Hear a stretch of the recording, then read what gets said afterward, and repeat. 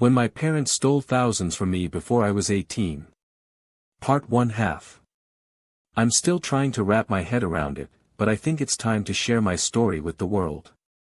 I'm a 25-year-old guy who grew up in a perfect family. Both parents were high school sweethearts who always had their kids wrapped around their fingers.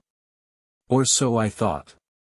I remember when I was about 17, my parents started getting these huge purchases on their credit cards, a new car here, a vacation there. It all seemed suspiciously lavish for our modest income. But hey, maybe they were just trying to give us the best life possible, right? Fast forward a few months and my parents start asking me if I'd like some birthday money. Yeah, no kidding. The thing is, I didn't even get any birthday gifts from them, ever. It wasn't until I started digging into our family's finances that things got weird.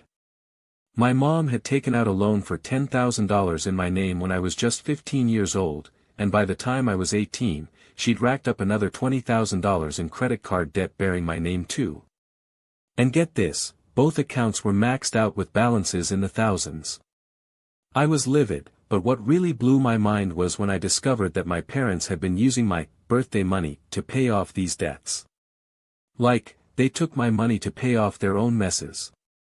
It's hard to even put into words how infuriated I felt. But here's the kicker, I have a friend who works as a security guard at our apartment complex, and he just happened to be walking by my parents' unit when this whole thing went down. He told me that he saw them sneaking around in the living room, trying to find some hidden stash of cash, which they eventually found, about $5,000 in cash stashed under a mattress. And then, he told me that he recorded everything on camera, my parents arguing with each other, counting stacks of cash, and even taking turns yelling at me for being ungrateful for the money.